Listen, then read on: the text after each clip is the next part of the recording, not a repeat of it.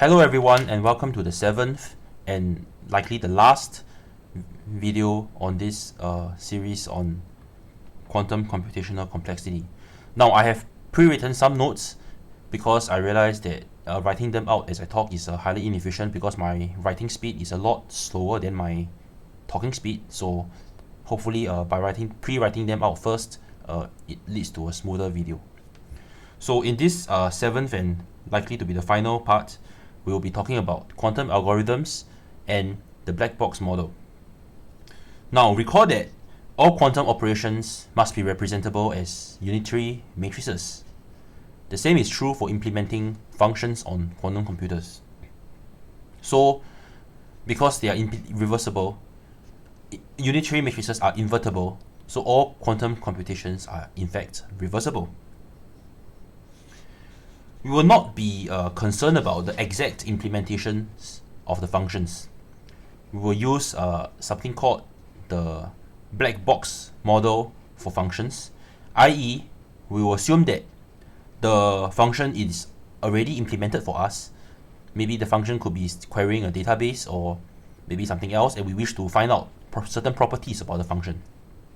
We will assume that the function is already implemented for us in the form of a black box, meaning that we can just give it input and it will give us an output. As mentioned previously, it is not sufficient to consider the black box as acting just on the input, because suppose that we have an input A, the black box function is f, and then output is f of A. Looks nice, right? But no, this is not enough, because the input and output lengths might not be the same, and therefore then f won't be unitary, because it will be mapping vectors in a bigger space into a smaller space. So f will not be invertible, and if it's not invertible, it is definitely not unitary. So this is not allowed. To solve this problem, right, we have also briefly mentioned the solution earlier, is that we allow to take in extra 0 qubits. These extra bits are called ancillary bits. Ancillary meaning extra bits. So what we get is this model, black box for the implementation of f. We take in A, and we also take in a string of 0 bits. The output is A remains untouched, but the second line, it becomes 0 parity with f of A, which is f of A. Now we can also take in instead of zeros, we can also take in other kind of bits if convenient, by maybe applying NOT gates to some of the individual qubits. Then the output will be B parity with f of A. But for now we will assume that the input is zeros. So this is very good. The operations are now invertible, and we shall see exactly how the invertible kind of circuit is done. So in fact BF can be split into 2 different parts, or maybe not split, extended. So this is the extended diagram for B of f. First we take in input X, and then a string of 0 bits, and then something else Y, which is usually also 0, usually also a bunch of zeros. So in this case I have drawn 2 lines, so it will be 2 bits of zeros. Here if you count, there's 5 lines and there's 3 lines. But this in reality this can be any number of qubits depending on what kind of function R is. So we go through R, which is black box for f. Then on top of it is, this will be f of x. Then this will be some random so-called garbage, where after this computation R forces out f of x, it would have maybe shifted the other elements around. So these are the 5 other qubits. They can be in superposition, they can be entangled, whatever. But at the moment we don't care about them. What is important now is these top 2 lines, which we will assume is the output of f of x. And then in between here we take the control knots to transfer the value of f of x to this bottom row.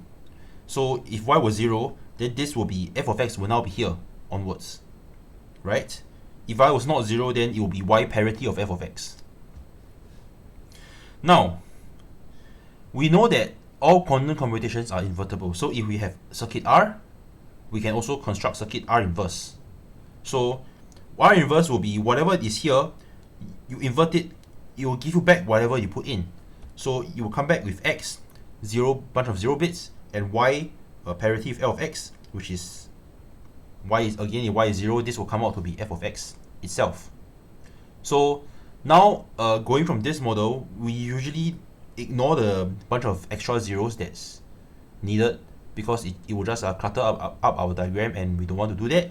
So coming from here to here is just the bunch of zeros from here were removed, and this R and R inverse was compressed into one part. So if you squeeze in everything here into the BF, from the beginning to end, and remove the zeros, these two diagrams, they look very similar.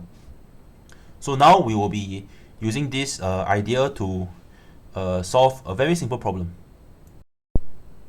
We are going to use the idea to solve a simple problem.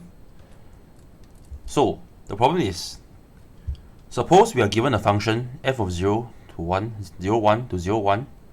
So it takes in 1-bit string and outputs a 1-bit string.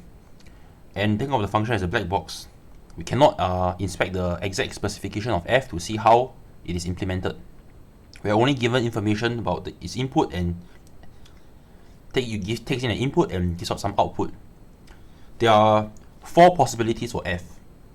For inputs 0, 1, say f0, it can either output 0 for both bits, it can output 0 for 0, 1 for 1, 1 for 0, and 0 for 1, or 1 for 1. We want to find out this certain property of f, which is whether f is constant, so whether f is f0, f3, or f is balanced. That means f is f1 or f2. For the best classical algorithm, it will be checking what f does on 0 and what f does on 1, and then we come to a conclusion. But then for the quantum case, we can simply use one quantum query in superposition.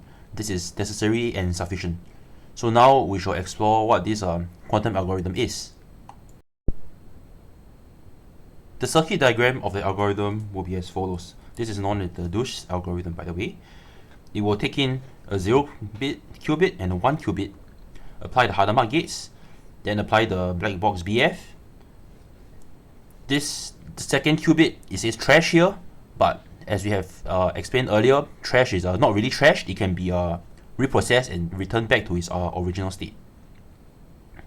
So the output, apply H again, and then we measure. Now let's analyze what happens.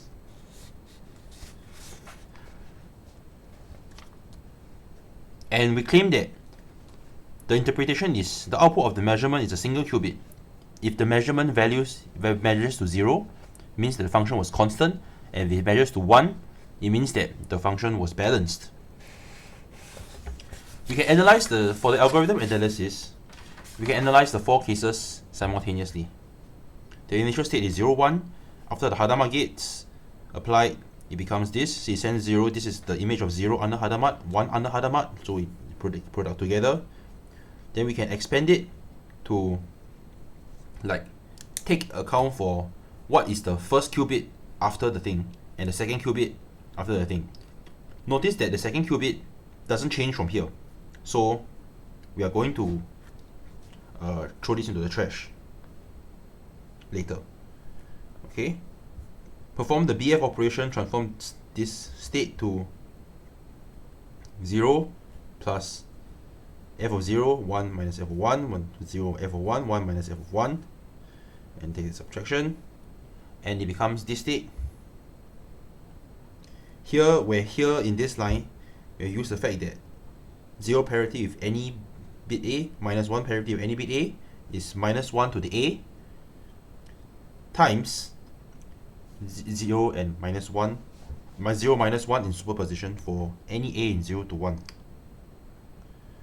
But the BF transformation has not changed the state of the second qubit, and it has remained in the state 0 minus 1. So as explained earlier, we can sort of ignore it. It says trash, but we are not really throwing to the trash. And even if it did change it, explained in the earlier section, there's a way to reverse this operation where it gets back to this state, and we can use this qubit in and maybe another part of the computer for something else. Okay, so that's not important, but what we're interested in is the first qubit.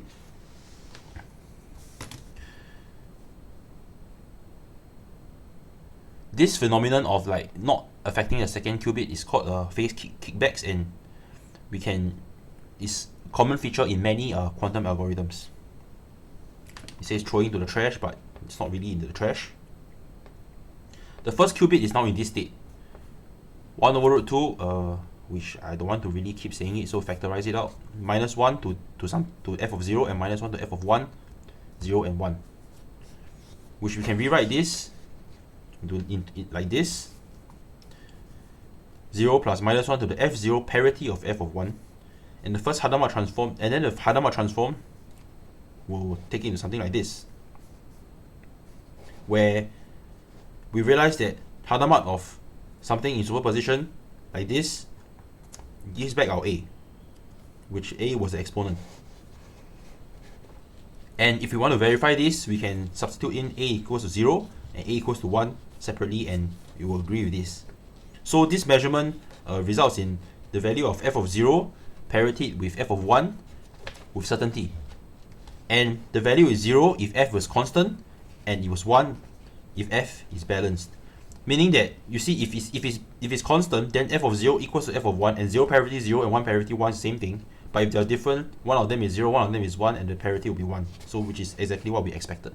Yeah, so this is the simple problem that we can solve.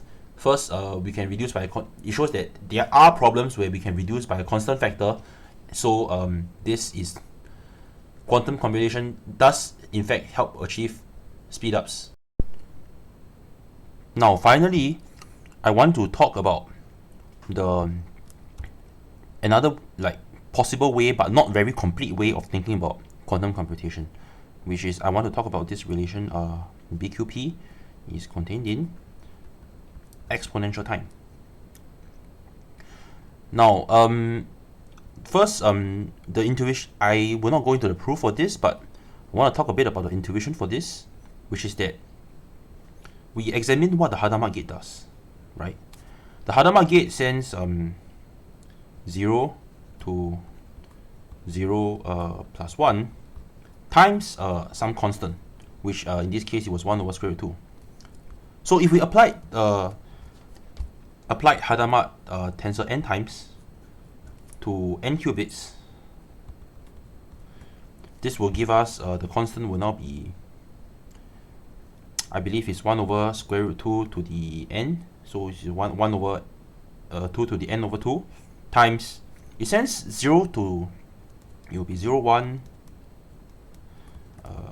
0, 1, n times to 0, 1. And if you examine the products, you'll be 0, 0, 0, 0, 0, 0, 0, 1, 0, 1, 0, 0, 1, 1, and then all the way. So it will actually contain all the n possible strings. That's not right like this. That's right like this. It will contain all the 2 to the n possible strings to the that can all the 2 to the n possible n-bit strings. So whatever that can be solved in polynomial time in here, it can be solved by a classical computer simply by enumerating through all possible n-bit strings and examine the output of every single one of them. So this means that one possible way of thinking about quantum computation is that it is processing exponentially many, doing exponentially many classical computations at the same time. But that's just one possible way, and I said earlier that it is not a very complete way, because classical computation, if you do it exponentially many times, you can kind of look at each individual process separately, right? I did it on 0, 0, 0, 0. I can look at what happens on 0. I did it on 0, 0, 0, 1. I can look at what happens in 1. I did it on 2, 0, 1, 0. I can look at what happens there. But for the quantum case, that is not possible, because the moment we measure the qubits, they will collapse onto one particular state, and the information on the other states is lost. It collapses onto that particular state. The probability of that happening depends on its exact amplitude, which in our case, it was the coefficients of each individual one of them after the function was performed. So we can extract, so in this case, it means that we can extract information about one possible state in the quantum computing case without actually performing exponentially many, and we can only extract one. We cannot extract all exponentially many of them. So if we were to take this view, this only all it means that all quantum computers, polynomial time algorithms, they are in exponential space, but then the reverse containment is I think is probably not true because of this limitation about the collapsing part of the qubits where we measure them. So I think that brings us to the end of this this video series explaining quantum complexity, and I hope that has been enlightening. See you next time, and goodbye.